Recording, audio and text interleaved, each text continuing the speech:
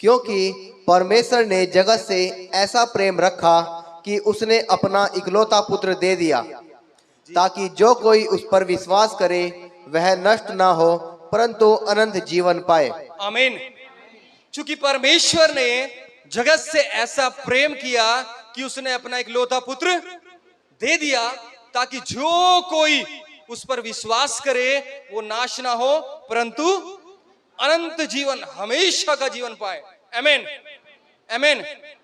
जो भी कोई उस पर विश्वास करे वो नाश ना हो, अनंत जीवन पाए, हमेशा का जीवन पाए। परमेश्वर प्रेम करने वाला परमेश्वर है। समझ पा रहे हैं? परमेश्वर प्रेम करने वाला परमेश्वर है। आज आपको कुछ भी जानने की जरूरत नहीं है। यदि आप यीशु मसीह में हैं, आज आपको उसके प्रेम को जानने की जरूरत है।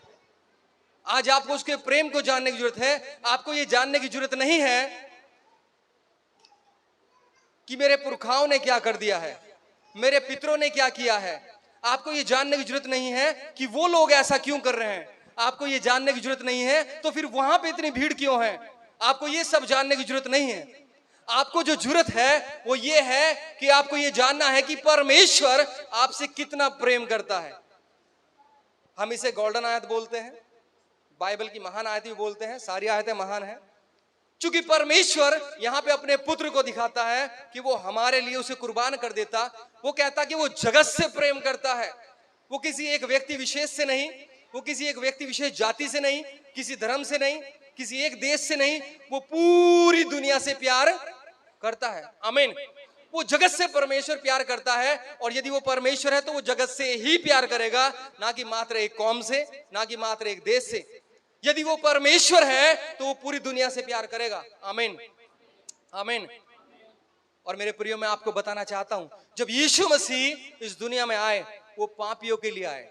उसने कहा वैद्य की आवश्यकता भले चंगे को नहीं है, डॉक्टर की आवश्यकता भले चंगे को नहीं है। किसे है? बीमारों को है।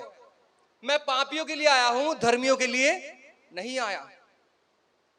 मैं गवाही सुन रहा था अपोस्टल जी की, और सुन करके बड़ा खुश हुआ कि जब वो पहली बार चर्च में गए तो वो नशा करके, दारू पी के गए थे। समझ पा रहे हैं? मैं आज जब गवाही सुन रहा था, मैं देख रहा था, वो कह रहे जब मैं पहली बार चर्च गया, किसी ने मुझे बताया कि चर्च में चले जाओ, प्रभु यीशु मसीह आपसे प्रेम करता, ऐसा है वैसा है।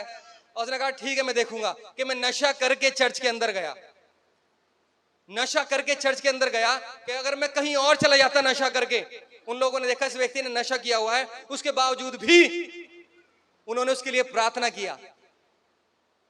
अगर मैं कहीं और दारू पी के चला जाता तो मेरी टांग तोड़ देते वो लोग ना, कि किससे पूछ के। मैंने यहां पे ऐसे लोग देखे हैं जो दारू पी करके आए, लेकिन उसके बावजूद भी परमेश्वर ने स्वीकार किया। हमें भी दिखता है जो लोग चुपचाप खैनी रगड़ रहे हैं, बाहर जाके खा रहे हैं, खा के आ रहे हैं, कुल्ला करके आ रहे हैं, नशा कर रहे हैं, चुपचाप कर रहे हैं, हमें भी दिखता है, लेकिन हम चुप रहते हैं। लेकिन हम चुप रहते हैं क्योंकि परमेश्वर आपसे प्रेम करता है, आपको अभी वो मौका देता है। दुलारी बहन बैठी है यहाँ पे, दुलारी बहन बैठी है, उनके हस्बैंड बैठे नहीं आए। एक दिन वो शराब पी करके वहां बैठे थे, उसके बाद में वो आके धन्यवाद भी दे रहे प्रभु को। हमें दिख रहा था, हमें सब पता रहता है कि भाई कौन व्यक्ति किस परिस्थिति में बैठा है। लेकिन हमने उन्हें चर्च से बाहर निकल जाओ बुरा भला नहीं कहा, हमने उनके लिए प्रार्थना किया। अभी कुछ समय पहले उनके साथ में समस्या आ गई, उनकी पत्नी बेड पे हो गई, 50-60 हजार रुपए अर्जेंट लगाए, तब भी डॉक्टर ने कहा नहीं होगी, रीढ़ की हड्डी में समस्या आ गई, बेड पे पड़ रहेगी, टॉयलेट बाथरूम बेड पे सब कुछ। डॉक्टर ने कहा कि हाथ खड़े कर दिए, नहीं सही हो सकती है। उसके बाद में लोगों ने उपवास किया, प्रार्थना किया, और आज वो बहन हमारे बीच में है, अपने पैरों पे खड़ी है। जोरदार ताली बजाइए। उसके बाद में उसके पति ने भी पश्चाताप किया, उसके पति ने ही माफी मांगी कि प्रभु मेरे से गलती हुई है, मेरे गुनाहों को क्षमा कर, मुझ पर दया कर, मेरी पत्नी पर दया कर, मेरी पत्नी बच जाए। वो बोल रहे थे अगर मेरी पत्नी को कुछ होगा मैं तो कहीं का भी नहीं रहूंगा, मेरे बच्चों का क्या होगा। तो मैंने पश्चाताप करिए, माफी मांगिए, परमेश्वर आपको स्वीकार कर लेगा। आमीन। तो परमेश्वर प्रेम करने वाला परमेश्वर है। परमेश्वर प्रेम, उसके प्रेम को जानिए, उसके प्यार को जानिए। और पूरी बाइबल को आप देखिए, उत्पत्ति से लेकर के प्रकाशित वाक्य तक परमेश्वर ने अपने प्रेम को लोगों पे प्रकट करने की कोशिश किया है। परमेश्वर ने और कुछ इतना कोशिश नहीं किया उसने अपने प्रेम को लोगों पे प्रकट करने की कोशिश किया कि मैं तुमसे प्रेम करता हूं, तुम चाहे जैसे क्यों ना हो। आप उड़ाऊ पुत्र की स्टोरी देखिए। एक दो लड़के होते हैं, उनका एक पिता होता है। उन दो लड़कों में से एक लड़का छोटा कहता है कि हे पिता, मेरी धन संपत्ति का आधा भाग मुझे दे दे, जो मेरा हिस्सा बैठता है। कुल मिलाकर के मेरी जायदाद में तो जो मेरा हिस्सा है वो मुझे दे दे। उसका पिता ने मना किया, उदास हुआ, लेकिन उसके बावजूद भी उसने उसे उसका हिस्सा दे दिया।